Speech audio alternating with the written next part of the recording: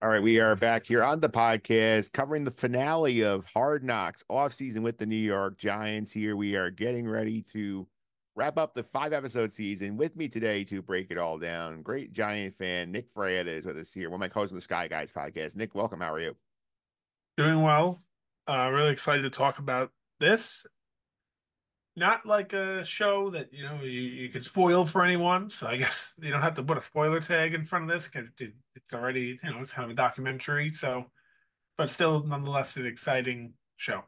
Yeah, you unless you did not pay any attention to the NFL offseason, you were already spoiled. Right, Yeah, right. yeah, So, but yeah, I enjoyed it, especially because it was the Giants. I'm a Giants fan, so that's fun for me. yeah. Have you enjoyed the first 4 episodes before we got to the finale? Again, I like I just said, I enjoyed it, but at the same time, it's like I could have just not seen it and nothing would have changed because I Yeah. knew what happened already. It's just a matter of like, oh, I didn't know that's how it works behind the scenes. That's really it. Yeah, that's what I like about this show. It's like, yeah, I know they got Malik Neighbor and they traded for Brian Burns, seeing some of the process, seeing some, especially the stuff at the combine. It was some of the coolest stuff they did at the show, the meetings with the prospects. Yeah, yeah, and just how it works in general. Like they have that draft board, not Yeah. draft board, like a player board for free Yeah. agency. It looks like they're playing Madden. Yeah. It really does. Like they have like the players with their pictures and they have all the numbers next to them, and it doesn't look like what you'd expect out of real life, but it is. Yeah. It's just getting some of these headlines here. We got this is basically the draft episode, the second half of what we started last week with the pre-draft stuff. Now we get the actual draft here. Like overall, I think day one was kind of a meh because I thought we were getting a little more than we got, but I thought the day 2 and 3 stuff was better. I definitely agree with day two being the best of the days, but day one was it seems like they knew what was happening, and that makes sense to me. Like teams, I don't know, like teams, this is their job. They know what's going to happen. If you're the sixth pick, you probably know four of the first five guys that are definitely going. You've talked to the teams, you understand what's happening. So now, I guess there's not really much to show because they weren't surprised at all, and neither was the audience. Yeah, it was. I mean, we saw last week they said, "Hey, like we know what's going to happen 1 to 5." They did nail 1 to 5, and then we saw they got calls from the Colts and the Jets to potentially move up, and it's like, we're good. We're going to stay right here because basically it sounded like they were going to take neighbors unless one of those teams give them like a big overpay to go up to the spot. Right, right. Which is why I always say to people when I'm watching the draft or when I'm talking about the draft, everyone's like, why do they take 10 minutes? I'm like, because you never know who's going to call you. Yeah, Not that it's going to happen, but what if the Chiefs called and said, we'll give you Mahomes? yeah, What if the general manager got drunk and then called and said, I'll give you Mahomes for this pick? Just in case, just wait and see what they say. That's why the Bears, even though they've been on the clock since New Year's, waited the full time because you never know who's going to call. yeah. Plus, I mean, we saw the Colts call, saw the Jets call. For all you know, the Jets could say, "We'll give you our next 3 first round picks because we love JJ McCarthy so much." Yeah, you never know, and that's why these teams wait. And how much of an idiot would you feel like if you made the pick and then 5 minutes later the Jets call and say, "We would have given you the next three first round picks if you just let us have that pick." Yeah. Just wait. Is it really worth like the extra 4 minutes that you're saving by just picking earlier? Just wait. That's why they wait. Yeah, due diligence here. So I think day one pretty clear. Fun stuff with Malik Neighbors too. Like when got the FaceTime call with him seeing the whole Giant scouting department in the front office. That was fun. It was fun. At first, it looked like he wasn't thrilled when they Yeah, called him, but then later on, that wasn't the case. yeah, yeah. They love the FaceTime calls. The Giants getting these guys on FaceTime in front of the whole draft room. Yeah, but it makes me wonder because this is the first time we've seen an off-season Hard Knocks, Yeah, correct? yeah. How is this common? Is this just the Giants? I don't know. Do the Colts do the FaceTime? Do the Texans do it? Do the Bears do it? I don't know. I don't know. I know like the Jets. I know like when like on their some of their stuff like with the one jet drive, we've seen like they're big on the phone calls where they hand the phone around the room. I never seen the FaceTime before. When was that though? Was that maybe like a number of years ago before FaceTime was really what it is today? Or I saw last year when they did their offseason when they had basically Douglas took the phone, then Sal took the phone, they gave it to Woody, they get some coaches, like they basically passed the phone around. Hmm, interesting. It makes me wonder how many teams do it, how many teams don't do it. Well, I guess we'll find out next year when we do this again. Yep, for sure. Day two here, we get obviously we get like a little bit of like time jumping here as we see them early to say, hey, we want cornerbacks. Like we can't really trade up because we only have 6 picks, we have a lot of holes to fill. So interesting to see the thought process and sort of watch all the corners go off the board before they pick. So that was sort of interesting to see like what they did, what they want to do, and then get the flashbacks. Oh, if this happens, we lose all the corners. This is what we're going to do, and this is the plan. So I did like that. Yeah, it makes me wonder about morale. Like you're basically telling someone we kind of didn't want you, but we were stuck with you. Yeah, And I mean, I don't know if these people are watching the show. You know what I mean? yeah, yeah. Like Well, the players who are drafted, but if they are, then they might look at this and say, oh, "I wasn't wanted by this team. I was the seventh option." I think they looked at it more. I think from case of Tyler Newman was the pick here, you could say, hey, like Yeah, we wanted a corner first, but like you were our top pick at safety. So yeah, and I'm excited for him. He looks. I mean, obviously they only show highlights of the good plays, so he looks yeah, good in highlights. yeah. They look good in highlights here. I did like also the strategy here, what we see like where they have all the area scouts in the room and like Joe Shane will go bring the guy up and say, hey, you scouted this guy. Like, how'd you feel about like how he did? And they get their up close insight before they lock the pick in. Yeah, I like that as well. Yeah. That was good stuff here. And day three, not a ton of the final picks we got here, but I did like the seeing that after the whole process is over, they sort of have this whole like organizational like get together. It looks like they rented out a restaurant not far from the facility, and they bring all the front office people, the coaches, the family members all together there. So I think that was a cool way for the Giants to celebrate all the hard work they did. Yeah, that place is really not that far Yeah. from me. I live somewhat close to the stadium, and that place is I don't know 20 miles from me.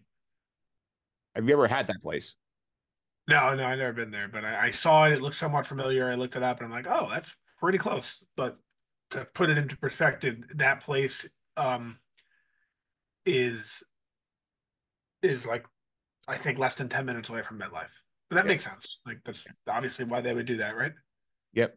Would you and the wife now go to this restaurant? Now you know the Giant is good enough for the entire Giant Maybe, this up. maybe, maybe I would. Yeah. Now, I did notice that at the end of the episode there, they showed practice, Yeah. right? Like, Oh, they showed OTA stuff, it looked like. yeah, maybe I should know this, but where do they practice? I think they practice like right there. I think they're because they think they have that like facility like right next door. Next door to MetLife or next door Yeah. to, yeah, okay. Because it Next looked door. like MetLife was in the background, but I've never seen a practice field there when I've gone to games. Yeah, it's in that like if you've been in the parking lot at MetLife, you see that big giant like thing in the back that looks like the turfed up like the big like aircraft carrier type covering. Like That was the mall. that's the indoor practice field. I thought that was the mall. Well, the mall's on the other side. Oh, all right. Well, yeah, learn something new every day. Yeah, because the mall's on one side, the other side's the Giants facility. All right. I know the Jets are down in Florham Park. They don't practice over there. The Giants do. Well, it was interesting to see. Very nice though. They do that get together with the families and whatnot. That was nice. It seems like trying to build this as a family, as a job, and more than so than just like a football team. And it is for these individuals. Yeah, we saw that too with the wives of Brian Dable and Joe Shane were basically there early, and they talked about how like, oh, we met in Buffalo, but like it's something like we believed in and like our husbands believe in that like this is not just a job, like it's a family that we all like succeed together, we fail together. So like we should celebrate them when we have these moments. I mean, I can tell you from experience and working in different places, that is the goal. That is the not the goal. The key to success is having people who like working together, especially if you're in a job that requires a lot of communication. I've had jobs where I'm just in the background, doesn't matter if anyone knows what I'm doing, I just do it and whatever. But I've also been in jobs where you got to work together with people and help them out. And when you have a relationship outside of work, helps a lot. Certainly does here, and we get this final like sort of basically the highlight of the whole show was basically the draft. It stops there in the last few minutes to sort of do like this super cut of like here's what happened the rest of the offseason. We get the 100th anniversary celebration unveiling the uniforms. We get like the OTA montages where I think Drew Phillips picks a pass up and Daniel Jones coaching up Malik Neighbors here. Like, are you disappointed that we did not get more of like the OTA kind of stuff, or you find where we left it with that last montage? I think it's fine. There's not really much to say there, right? Yeah, It's just yeah, they held OTAs, everyone came together, unless there was some sort of incident that happened there. And if there was, I don't think anyone wants that to be public. yeah, They did have to show off those jerseys though. yeah. I know you're not a big fan of those jerseys. I don't think anyone is, but at the same time, I don't really care because they're gonna wear them what, once. I think twice maybe. Yeah, whatever. They wear a jersey twice. It's ugly. Who cares? Like I think all those personally, all those like old school jerseys, I think are gross. Yeah. Like the Jets have one, the Packers have one. I think they're all the Steelers have one. I think they're all gross, but they don't wear them often. I don't care. Yeah, I don't think the Jets have worn the Titans throwback since like 2010-ish. Oh, really? Yeah. Yeah, those I didn't like.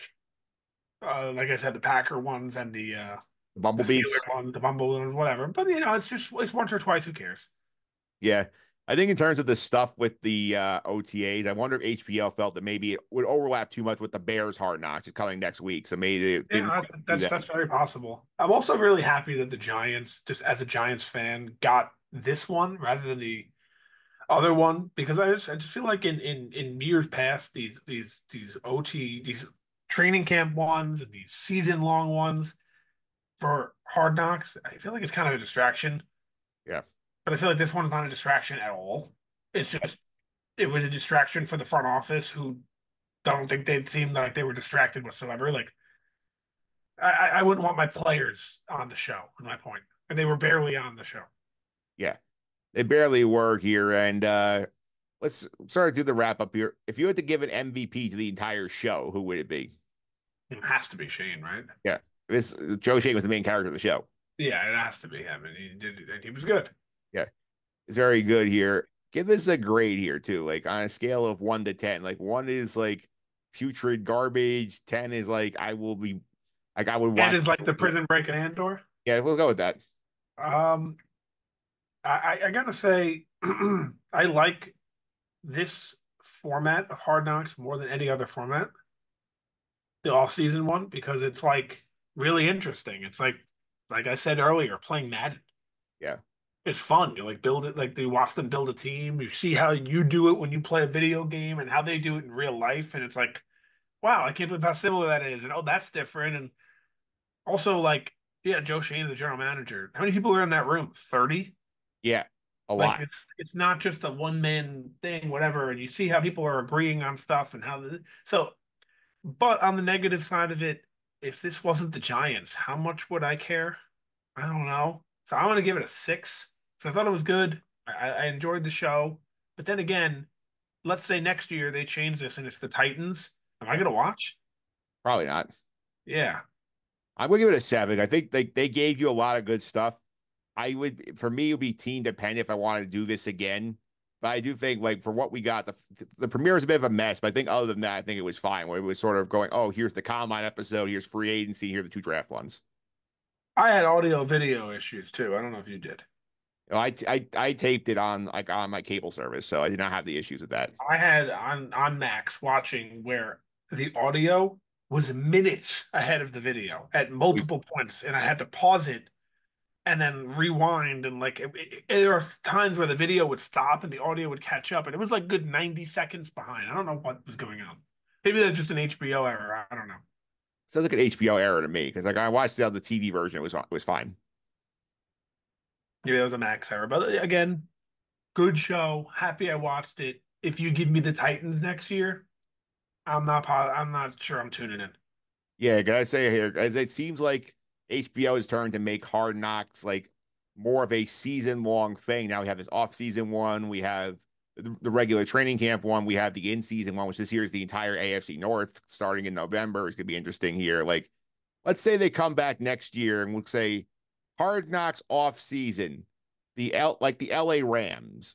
Are you back in on this? Are you guys saying, I'll just check out social media I'm clips? Yeah, I'm probably not going to watch it if it's the Rams. Yeah. So to me, this was pretty team dependent. Honestly, if it's not the Giants or the Jets, I don't know if I'm going to watch. Would you watch was like the Eagles or the Cowboys? Probably not. No. Yeah. Yeah. So I'm probably not going to end up watching this.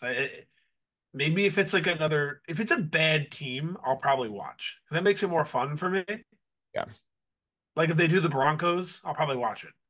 Yeah. You want to see But what actually like, oh, like how I scout the quarterbacks or like, yeah, like I don't care about the team that picks 29th in the draft. Like, don't show me Hard Knocks San Francisco Niners. It's going back and forth with Debo Samuel and Brandon Ayuk. Can we get a contract? Can we get a contract? That's the whole show. yeah. Hard Knocks off season the New England Patriots next year.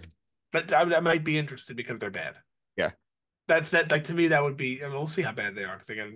I mean, I'm sure they'll be bad, but they got a new quarterback, so they supposedly have turned the corner with the quarterback. But I want to see a team that picks early in the draft that has to deal with finding the quarterback, finding. You know what I'm saying? Stuff like that. Yeah.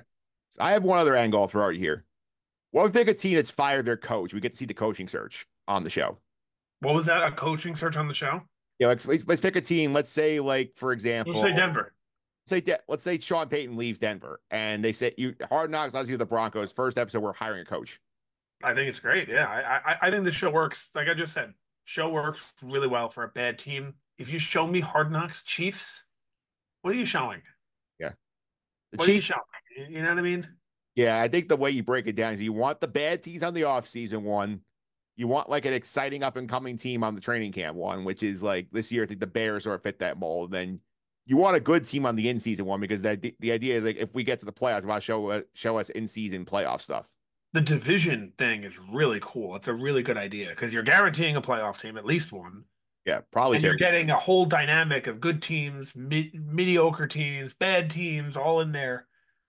I like that if you decided to do that every year and just did like divisions and it went 8 years and then it started over, that'd be really cool.